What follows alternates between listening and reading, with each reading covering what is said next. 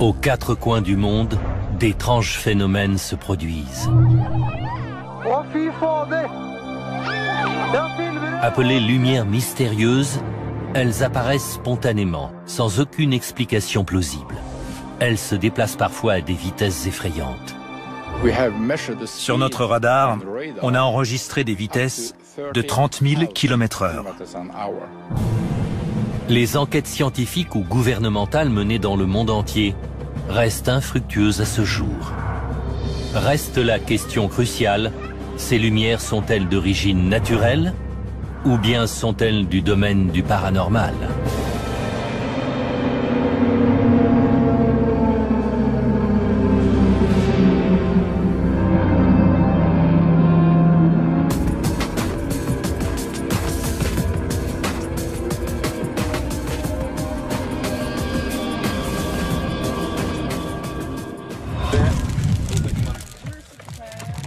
Boulder, Colorado, 2006.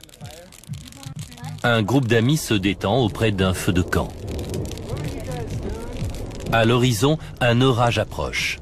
Au début, on ne remarque que le tonnerre et les éclairs. Puis une chose étrange apparaît dans le ciel. Ce n'est pas un avion et rien n'explique sa présence. Mais les scientifiques ont donné un nom à ce phénomène. Ils les appellent lumières mystérieuses. Des phénomènes semblables ont déjà été recensés dans de nombreux endroits retirés des États-Unis, comme à Marfa au Texas. C'est un des lieux les plus connus en Amérique pour ses étranges apparitions de lumières mystérieuses. Chaque année, des milliers de touristes font le déplacement dans cette région désertique pour observer ce phénomène de leurs propres yeux. Cette région désertique est peu habitée et aucune des sources de pollution lumineuse ne peut être à l'origine de ces apparitions. Ces lumières sont des objets volants non identifiés dans le vrai sens du terme. On a vu des lumières, aucun doute là-dessus. Au début, on ne savait pas trop ce que c'était, mais en tout cas, ça faisait comme des lumières qui bondissaient à l'horizon. Oh, now look at that. Whoa. Now that looked a little different. En revoyant les images au ralenti, on note une chose extraordinaire. Une lumière disparaît au moment où une autre s'approche vivement pour la rejoindre. Puis elles s'évanouissent toutes les deux simultanément. Un tel comportement fait dire à certains qu'il y a une espèce d'intelligence à l'origine de ces lumières. Elles montent et descendent, elles se cachent les unes les autres, puis elles tourbillonnent en changeant de couleur. Certaines rencontres laissent parfois aux observateurs une impression de malaise. En 1994, ma famille était venue me rendre visite et on est allé observer les lumières à Marfa. J'ai toujours trouvé ça fascinant car c'est un phénomène que personne n'arrive à expliquer. On s'attendait à voir le spectacle habituel, mais cette nuit-là, on a vu une chose complètement différente, qui sortait vraiment de l'ordinaire. Après avoir observé le ciel de Marfa pendant quelques heures, la famille décide de reprendre la route pour rentrer. Mais tandis qu'ils roulent sur l'autoroute déserte, ils réalisent soudain qu'ils ne sont pas seuls. C'est quoi ça? Il y a des lumières! Non, t'arrêtes pas, Joe! Elles nous suivent! J'ai commencé à avoir vraiment peur. Les lumières venaient de nulle part et je n'avais pas envie qu'elles nous rattrapent. Les lumières continuent de les suivre sur la route. Ça devenait de plus en plus gros et on a commencé à sérieusement paniquer. C'est vraiment bizarre. On se disait, oh non, c'est les fameuses lumières. Soudain, une voiture apparaît sur la file d'en face et se dirige droit vers la sphère lumineuse. Et là, on aurait dit que la lumière avait compris le danger qui l'attendait.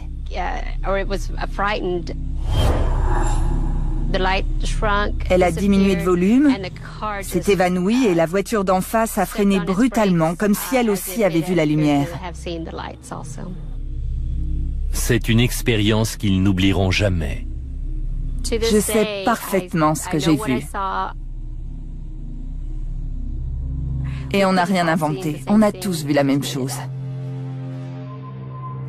Ce sont les témoignages comme celui de Lydia qui incitent le chercheur James Bunnell à percer le mystère des origines de ce curieux phénomène. C'est une énigme passionnante et j'adore les énigmes. Si je peux me permettre cette analogie, c'est un peu comme essayer de résoudre un crime. On a quelques indices et en analysant ces indices, on essaye de trouver une explication cohérente de la situation.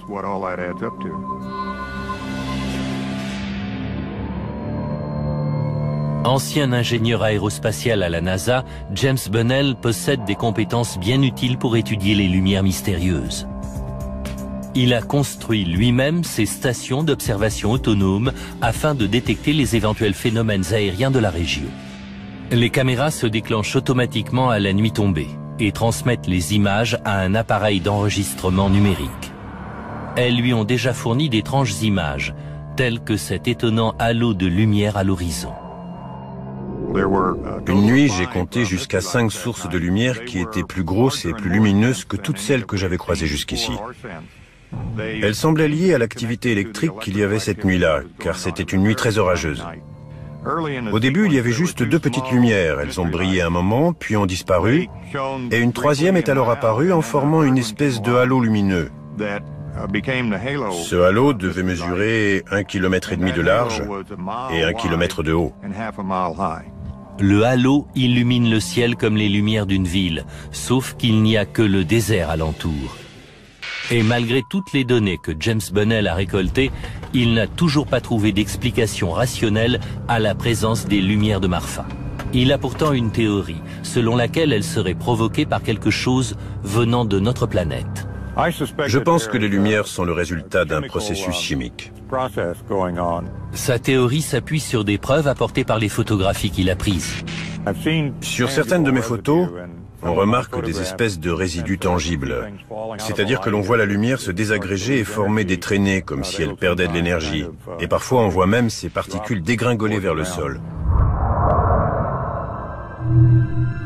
James Bunnell a parlé à des témoins qui déclarent avoir même touché ces résidus. Des gens se promenaient une nuit sur une route de campagne et ils ont vu quelques-unes de ces lumières mystérieuses voler au-dessus d'eux. Une de ces lumières semblait ralentir et perdre de l'altitude. Elle a fini par atterrir sur le sol à côté d'eux et un des témoins affirme qu'il a réussi à toucher un de ces résidus du bout des doigts. Et c'était comme un résidu tangible. Si la lumière mystérieuse est composée d'un cocktail chimique particulier, alors elle risque de laisser derrière elle une empreinte spectrale qui nous renseignerait sur sa composition exacte. Chaque lumière possède sa propre signature spectrale.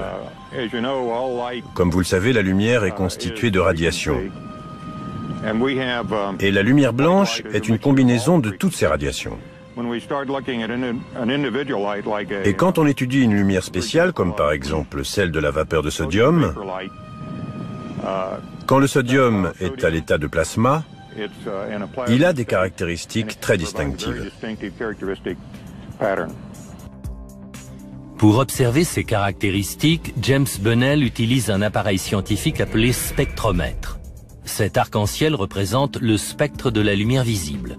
Différents éléments ne reflètent qu'une portion du spectre, représentée par ces raies verticales. En analysant la signature spectrale d'une lumière, on peut découvrir quelle est sa composition en comparant les spectres de divers éléments chimiques. La nuit tombe sur Marfa.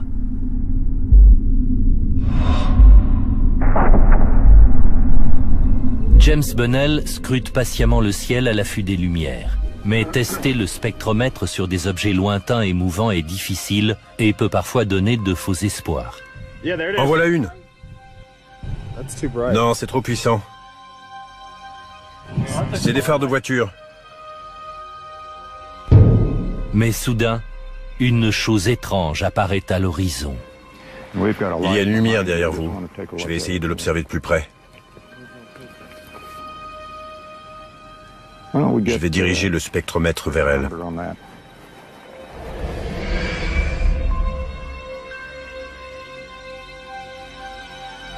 Après quelques observations, la lumière disparaît.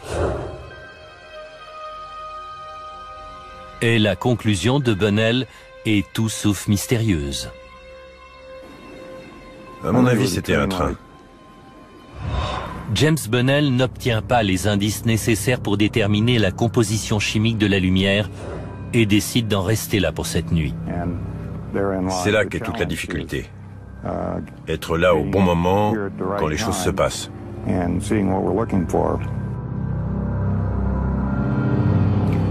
Demain soir, ce sera peut-être plus fructueux. Mais Bunnell ne se décourage pas et poursuit inlassablement sa quête. À 800 km de là, une équipe de chercheurs se dirige vers les Brown Mountains en Caroline du Nord. Ici, beaucoup de gens pensent que les lumières sont d'origine paranormale. Des gens pensent que les lumières viendraient de fantômes emprisonnés dans ces montagnes.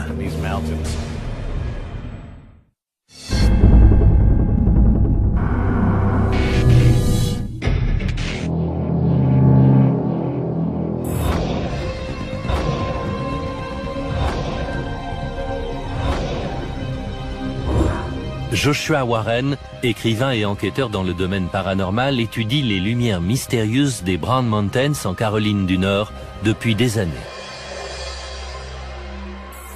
D'après des légendes indiennes datant de plusieurs siècles, des gens ont vu des lumières étranges, sphériques et multicolores, se déplacer au-dessus des sommets de ces montagnes. Et on les considère généralement comme la manifestation de fantômes ou d'esprits défunts. D'après la légende, en l'an 1200, une violente bataille aurait eu lieu dans ce secteur, opposant des guerriers de différentes tribus indiennes.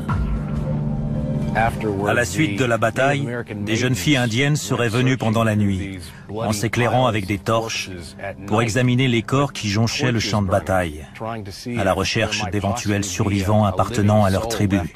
Des gens pensent que les lumières mystérieuses sont des vestiges de cette terrible bataille, comme une activité fantomatique qui serait emprisonnée dans ces montagnes. Les enquêteurs spécialisés préfèrent parler d'apparitions résiduelles. Ils pensent que des événements négatifs peuvent s'imprimer dans un endroit et qu'alors la tragédie s'y rejoue encore et encore. Mais Joshua Warren est bien décidé à éclaircir le mystère de ces lumières.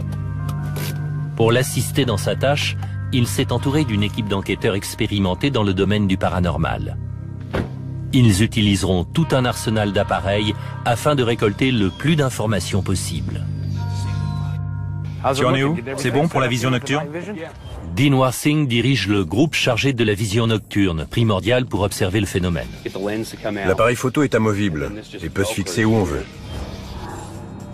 Les jumelles de vision nocturne permettent de zoomer sur n'importe quelle lumière. Et pour les contacts radio, on sera sur quelle fréquence? 18? Brian Irish est l'un des plus grands spécialistes des images de l'équipe. Il a déjà enregistré le phénomène.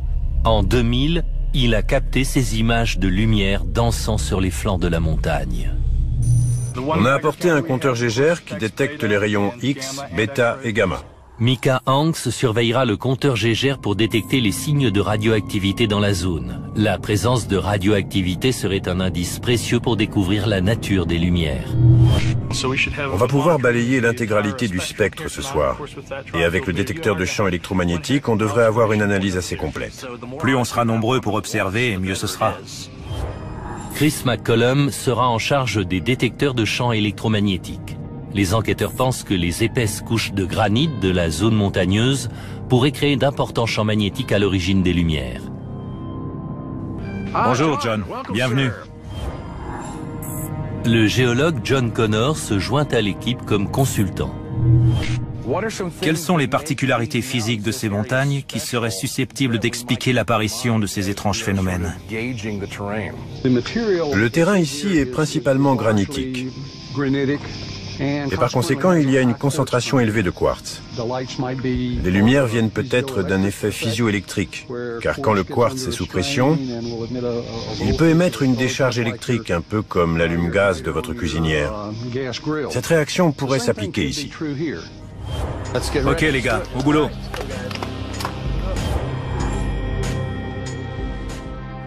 À la nuit tombante, l'équipe se sépare pour regagner les 3 postes d'observation.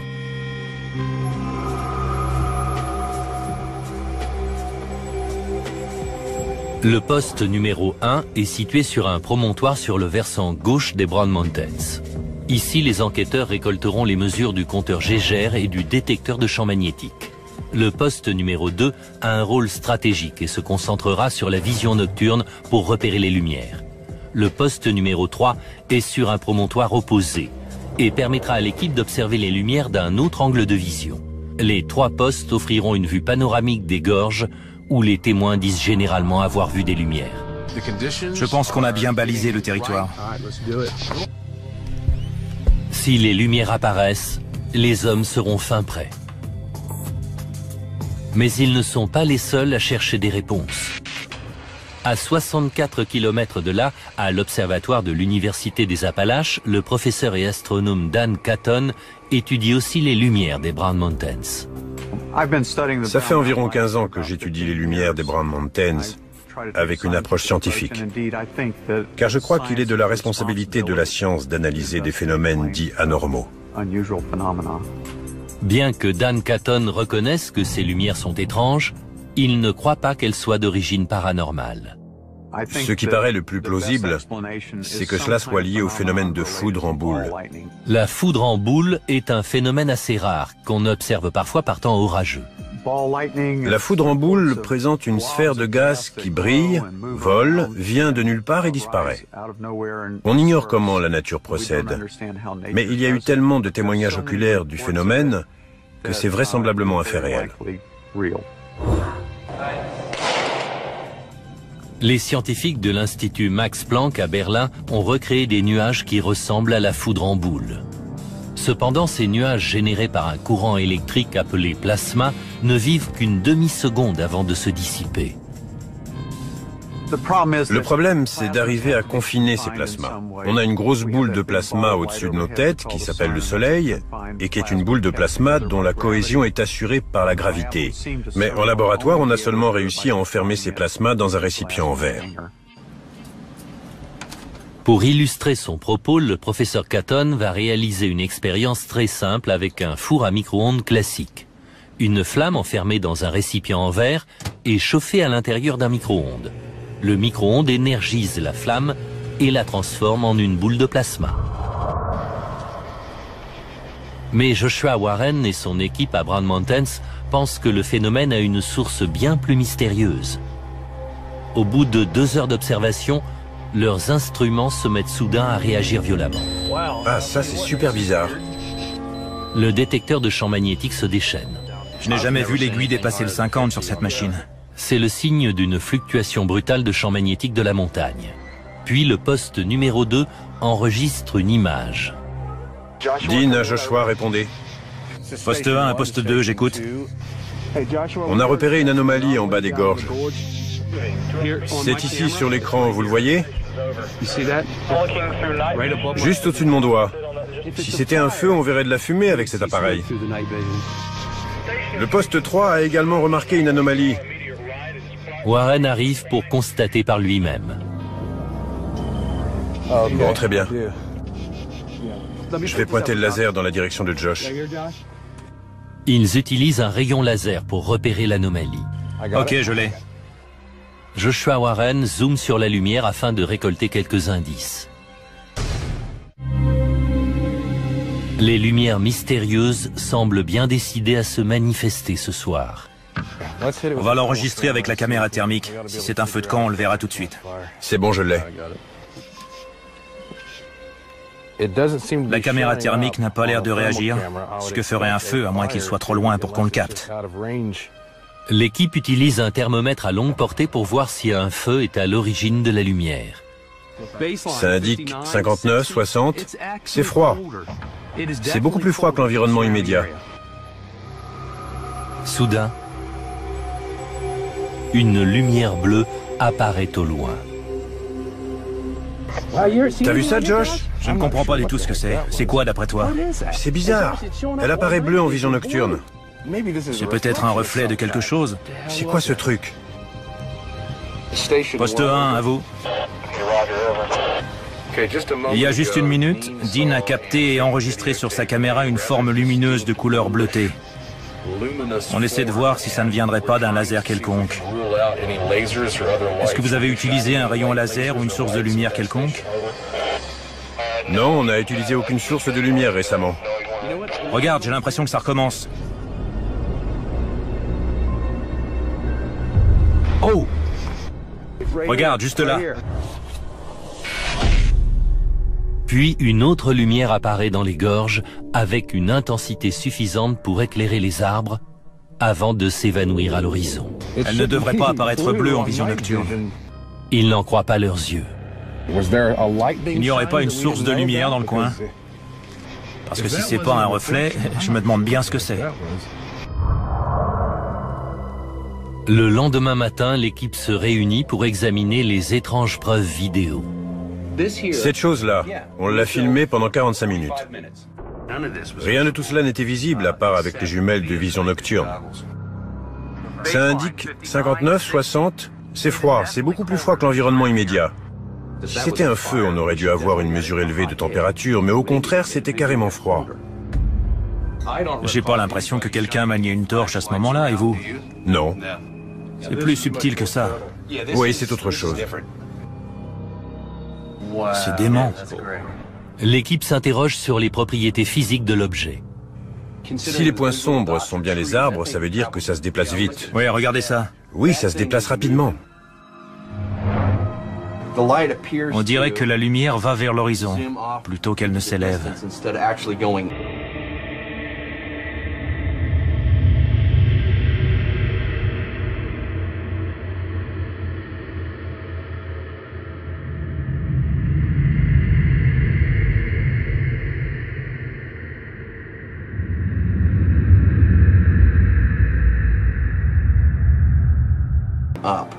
Brian Irish ajoute un filtre sur les images afin d'isoler l'anomalie. Si on le regarde ici, en négatif, on voit que le point lumineux s'éloigne à l'horizon, au lieu de prendre de l'altitude.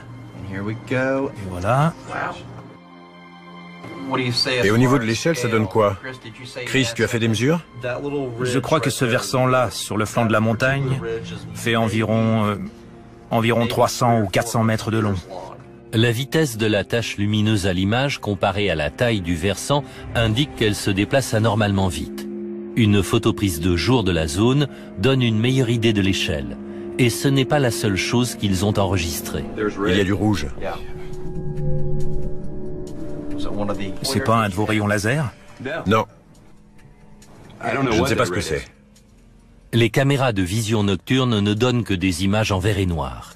J'ai jamais vu un truc pareil. Et le mouvement est bizarre. J'arrive pas à déterminer d'où ça peut venir.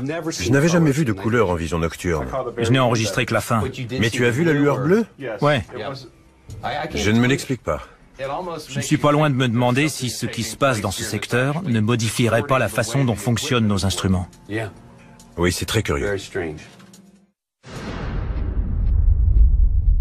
Si les données viennent d'une défaillance des appareils, des spécialistes en technologie de l'image seront à même de le déterminer. Princeton Lightwave conçoit et commercialise des équipements vidéo à la pointe de la technologie. Leurs appareils sont si sensibles que les chercheurs doivent porter des protections et des blouses spéciales afin de limiter l'apport de poussière extérieure dans le laboratoire. Le docteur Bora Onat travaille sur les technologies d'imagerie depuis presque 20 ans. Il va examiner les jumelles et l'appareil photo de Dinwar Singh qui ont servi à enregistrer l'anomalie des Brown Mountains. Ceci est un appareil de vision nocturne de la 3e génération, utilisé généralement par les forces armées. Et sa particularité, c'est de capter des sources de lumière très faibles, de les amplifier et de les convertir dans un spectre visible pour notre œil. Cette paire de jumelles a été modifiée afin de pouvoir y fixer un appareil photo qui enregistre les images perçues à travers les jumelles. Ce genre de procédé est assez efficace pour produire des images de vision nocturne. Rassuré sur la validité du montage pratique de Dinwar Singh, le Dr Boraonath invite son confrère Sabir Rangwala pour analyser les images prises à Brown Mountains. Cet enregistrement montre clairement une forme lumineuse se déplaçant au sommet des arbres qu'on voit ici. On observe aussi un reflet de ce phénomène dans ce coin. On dirait qu'il suit aussi la cime des arbres. Donc j'ai le sentiment que la caméra ne présente pas de problème technique, mais qu'elle rapporte exactement ce qui s'est passé. Mais la confirmation que la sphère est vraiment un objet pose de nouvelles interrogations. Mais comment cet écran vert phosphorescent peut-il produire une image bleue? Cela ne devrait pas se produire, en effet. Et si des électrons modifiaient le fonctionnement de la caméra? Quelle est la source des radiations? La seule hypothèse que je puisse avancer pour expliquer cela, c'est que la source lumineuse possède une énergie supérieure. Puis ils analysent les autres anomalies. Cette tache verte ici semble venir de dessous les arbres, comme si la source venait d'un feu de camp ou d'une lampe torche peut-être. Ils pensent aussi pouvoir expliquer la lumière rouge. Est-ce qu'il y a une LED sur la caméra numérique? Je crois que sur la caméra, il y a un système autofocus. Et en général, les autofocus s'accompagnent de ce genre d'ampoule. Donc en effet, c'est peut-être tout simplement le reflet de l'autofocus enclenché. Cependant, la lueur bleue continue de les intriguer. Le Dr Boraonath se rend au service recherche et développement du laboratoire pour tenter de reproduire la lueur bleue enregistrée par les jumelles de vision nocturne de Dinwar Singh. On a ici un dispositif de monochromateur qui va en gros contrôler la lumière que nous allons envoyer sur l'appareil à vision nocturne. La lumière va passer à travers cette fibre optique jusqu'à notre installation expérimentale.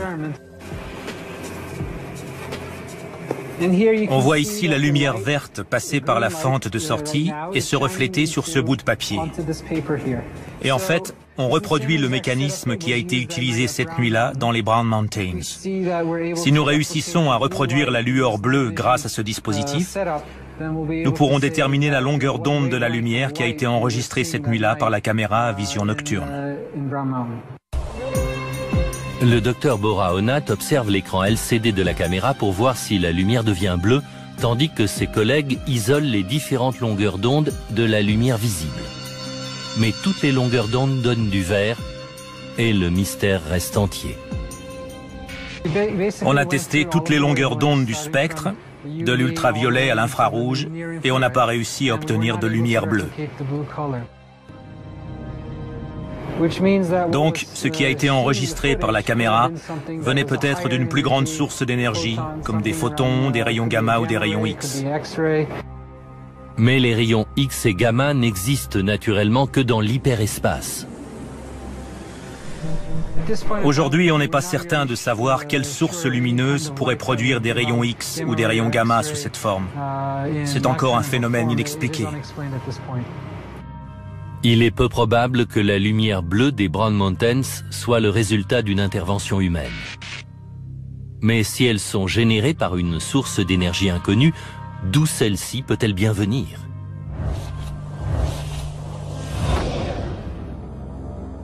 Le chercheur de la NASA, Friedemann Freund, pense avoir une réponse.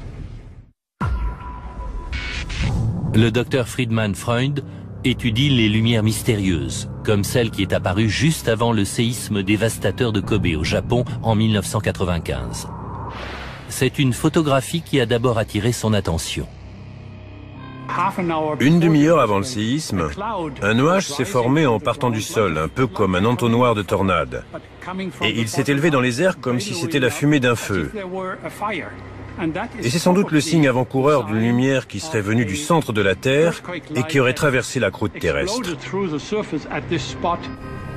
Le docteur Freund découvre que ce n'est pas le seul exemple de lumière mystérieuse aperçue avant un tremblement de terre. On en a déjà repéré à l'autre bout du monde, au Pérou.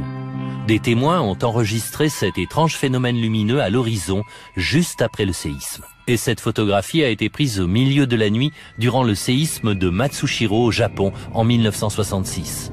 Il y a tellement d'exemples dans la littérature de l'Antiquité à nos jours, de témoignages de gens qui ont observé ces phénomènes, qu'on est bien obligé de les prendre au sérieux. Le docteur Freund pense que ces phénomènes lumineux sont liés à une activité sismique et lors de ses recherches, il fait une étrange découverte.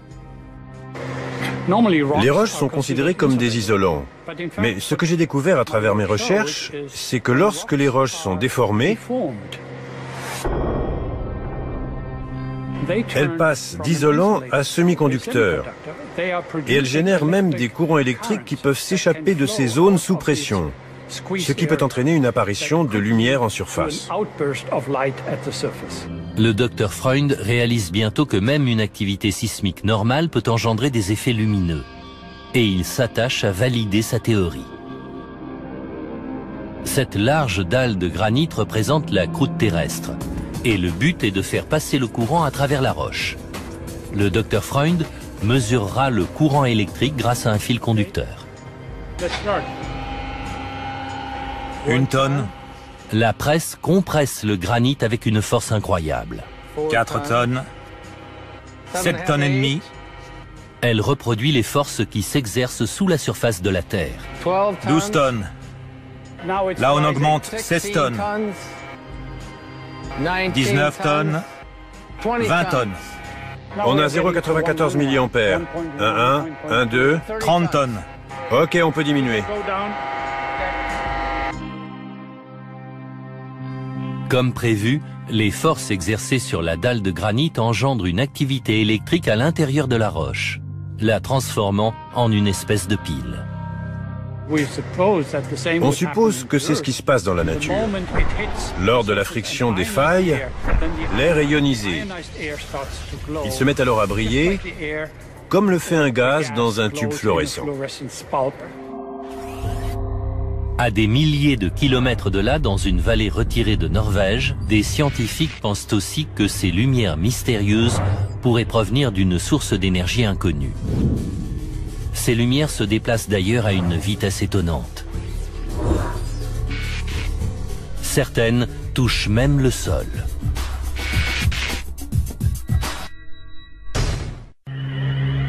De tous les endroits du monde où l'on a pu observer ces étranges phénomènes lumineux, l'un des plus célèbres est situé au centre de la Norvège. Oh mon Dieu! Qu'est-ce que c'est? Je l'ai! Je les filme!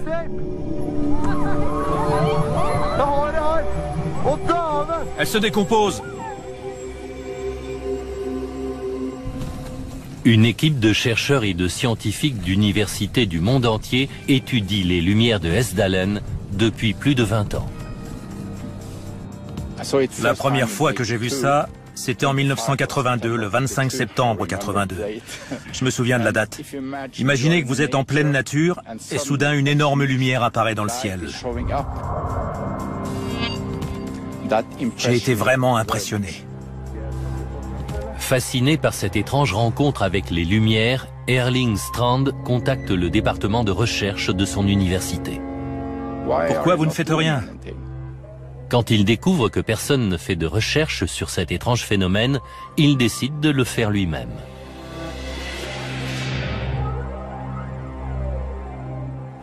D'où viennent ces lumières? Quelles sont leurs propriétés physiques? Elles doivent bien venir d'une énergie quelconque. Alors laquelle? Est-ce une énergie naturelle? Peut-on l'exploiter? Strand se lance alors activement dans les recherches alors qu'aucun de ses collègues universitaires ne peut expliquer le phénomène. En 2002, on a créé les camps scientifiques où l'on accueille de jeunes étudiants. On a beaucoup de matériel, on reste ici pendant une semaine et on essaie d'enregistrer des images, de faire différentes mesures, etc.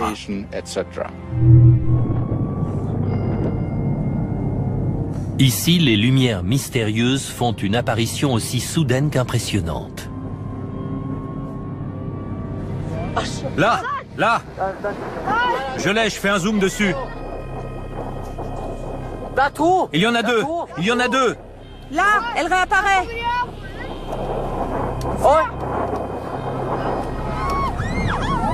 Oh mon Dieu! Qu'est-ce que c'est?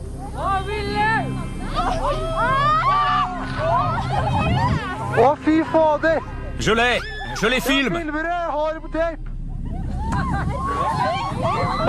Elle se décompose.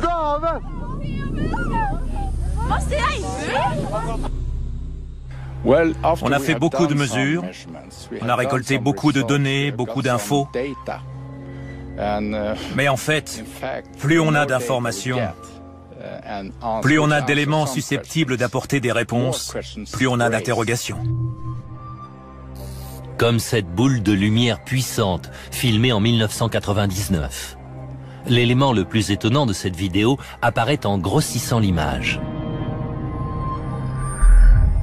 Une petite lumière apparaît derrière la grande et semble absorbée par celle-ci. Mais les chercheurs ne peuvent que décrire ce qu'ils voient sans parvenir à l'expliquer. Il faut 2 personnes pour surveiller l'Est. Les étudiants et les chercheurs se dirigent vers les différents postes d'observation répartis dans la vallée de Hessdalen dans l'espoir de mesurer le phénomène. On a mesuré des longueurs de 3 mètres, 5 mètres, et ces lumières sont capables d'illuminer le sol pendant des heures.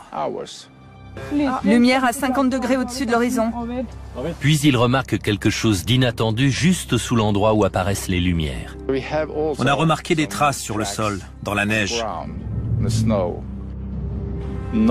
Mais la neige n'avait pas fondu. Donc, il n'y avait pas eu de dégagement de chaleur. On a fait des prélèvements de la neige pour chercher d'éventuelles bactéries. Dans la neige prélevée autour, il y avait les bactéries normales, mais à l'intérieur de l'empreinte elle-même, les bactéries étaient mortes. Cela prouverait que la lumière agit sur l'environnement de manière étrange. Mais là encore, les explications ne sont que des hypothèses.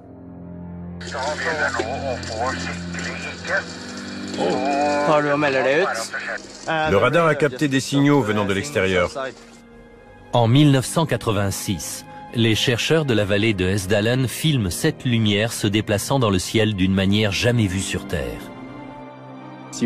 Elle se déplaçait en faisant des virages à angle droit et à très grande vitesse. Aucun objet qui a une masse ne se déplace de cette façon, donc à l'évidence, c'est quelque chose qui n'a pas de masse.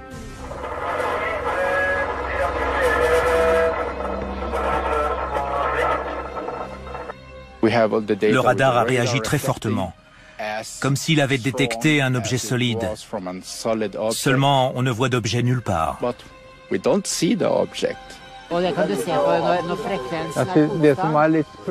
Sur les enregistrements, on distingue plusieurs lumières. Des lumières qui se rapprochent les unes des autres, qui se suivent parfois. Et quand une lumière se déplace, toutes les autres suivent. On a l'impression que les lumières sont attachées les unes aux autres. Sur notre radar, on a enregistré des vitesses allant jusqu'à 30 000 km/h. Strand n'a aucune explication à avancer, mais d'anciennes archives classées confidentielles renferment peut-être la réponse. Les chercheurs norvégiens ne sont pas les seuls à observer les lumières mystérieuses. Nick Redfern est écrivain et enquêteur d'activités paranormales. Il étudie les phénomènes lumineux depuis des années. Nick s'est entretenu avec de nombreux témoins qui pensent qu'une forme d'intelligence extraterrestre est à l'origine des lumières. Il existe un très grand nombre de rapports où des témoins oculaires relatent leur expérience. Et tous parlent d'une forme d'intelligence qui émanerait de ces boules de lumière, car elles semblent suivre un mouvement délibéré, un peu comme le ferait un avion en vol par exemple. Parmi ces témoins, on compte nombre de pilotes de la Deuxième Guerre mondiale. Pendant la Deuxième Guerre mondiale, on a rapporté un phénomène qui était très similaire aux lumières fantômes et qu'on appelait les Foo Fighters. C'étaient des boules de lumière très rapides qui prenaient en chasse les avions américains, allemands, anglais ou japonais. Et chaque nation pensait qu'il s'agissait d'une arme secrète de l'ennemi, mais ce n'était bien sûr pas le cas. Et l'un des aspects communs entre ces types de lumières, c'est qu'elles semblaient douées d'intelligence. Elles ne volaient pas de façon aléatoire. Elles semblaient pourchasser les avions au point que certains pilotes essayaient de les abattre. Alors que certains pilotes pensent que les Foo Fighters sont des armes conçues par l'ennemi, d'autres, confrontés au même phénomène, les croient d'origine extraterrestre. Le ministre de la Défense britannique de l'époque charge même une commission d'enquêter sur ces boules de lumière. La commission d'enquête de la Défense est arrivée à une conclusion étonnante, à savoir que la simple proximité de ces lumières pouvait avoir un effet sur le cerveau humain susceptible de provoquer des hallucinations, des images de choses qui n'étaient pas là en réalité. Le rapport officiel citait alors les phénomènes tels que la foudre en boule, les lumières aériennes non identifiées, c'est-à-dire les ovnis, mais n'incluait pas les vaisseaux spatiaux ou ce genre de choses. En tout cas, il concluait que ces phénomènes pouvaient affecter la perception sensorielle des hommes. À Londres, le ministère de la Défense enquête sur les lumières mystérieuses depuis des décennies, comme l'attestent des documents anciennement classés confidentiels. Un des rapports stipule que ces phénomènes se produisent quotidiennement dans le monde entier et que ces lumières présentent des propriétés aérodynamiques bien supérieures à n'importe quel missile ou avion connu. On les référence alors sous le nom de phénomènes aériens non identifiés, autrement dit, des ovnis. Une des rencontres les plus étonnantes avec un de ces objets volants se produit en 1957. Elle a lieu sur la base aérienne de Manston en Angleterre et implique des pilotes de chasse américains. Le document révèle le nom d'un de ces pilotes de chasse, Milton Torres. Aujourd'hui à la retraite, l'ancien pilote vit en Floride. Il compte parmi les quelques pilotes qui se sont engagés dans un combat aérien contre un ovni. Il a gardé le secret pendant des décennies, mais à présent que le dossier n'est plus classé, il peut raconter librement ce qu'il a vu. C'était le 20 mai 1957. Le temps était très bouché, on ne voyait rien, aucune étoile à cause de ce mauvais temps. Le lieutenant Torres et un deuxième chasseur montent à 9754 mètres en quelques minutes. On a gardé cette altitude. Quand une cible apparaît soudain sur son radar. La cible n'arrêtait pas de bouger. Elle s'arrêtait, elle repartait, elle était très mobile, mais on a décidé de la battre. Le signal du radar était assourdissant. Ça bipait aussi fort que si j'avais été en train de repérer un porte-avions en manœuvre sur la mer du Nord. Les ordres envoyés par le commandement sont très clairs. Feu à volonté sur la cible. Je ne comprenais rien à ce qui se passait. Je me disais que c'était le début de la Troisième Guerre mondiale. Malgré ses hésitations, il se prépare à frapper. Je l'avais dans le viseur. J'avais enclenché le tir, et peut-être 20 secondes avant le déclenchement, au moment d'appuyer, la cible s'est comme brusquement évanouie. Ce qu'il voit sur le radar lui semble impossible. À ce moment-là, je volais à une vitesse de Mach 0,92, ce qui veut dire que j'étais à 92% de la vitesse du son. Et ce truc allait 10 fois plus vite, ce qui veut dire qu'il allait environ à Mach 10, et il a disparu de mes écrans. Aucun avion ne peut atteindre une vitesse de Mach 10. La tour ordonne à Milton de rentrer à la base. Ils m'ont dit, on t'envoie un homme de l'ambassade pour faire un débriefing de la mission. J'ai compris alors que j'avais affaire au service secret. Torres reçoit l'ordre de ne parler à personne de cette mission. Je venais juste de finir mes études pour devenir pilote. Il n'était pas question que je perde mon boulot, alors j'ai tenu ma langue. Le lieutenant Torres garde le secret sur son aventure pendant les décennies qui suivent. Mais quand les rapports sont déclassés en 2006, il découvre qu'il n'est pas le seul pilote à avoir combattu un ovni. J'ai rencontré beaucoup de pilotes qui m'ont déclaré avoir vu des choses semblables. Des pilotes qui ont vu des lumières mystérieuses. J'ai parlé avec ceux qui ont vu ces phénomènes, et certains m'ont juré que pour eux, il s'agissait d'ovnis, et qu'ils ne pouvaient rien faire. Quant à la chose qu'il a attaquée au-dessus de l'Angleterre, Torres ignore ce que c'est. Ce truc allait vite, plus vite que tout ce qu'on peut imaginer. Le programme de recherche du gouvernement britannique n'a rien révélé de plus. Personne n'est en mesure d'expliquer la nature de l'OVNI attaqué par le lieutenant Torres. Encore une rencontre qui conserve son mystère. Aux quatre coins du monde, des lumières mystérieuses continuent d'apparaître spontanément dans le ciel. Les chercheurs et les scientifiques continuent d'enquêter avec l'espoir qu'un jour, le mystère sera enfin résolu.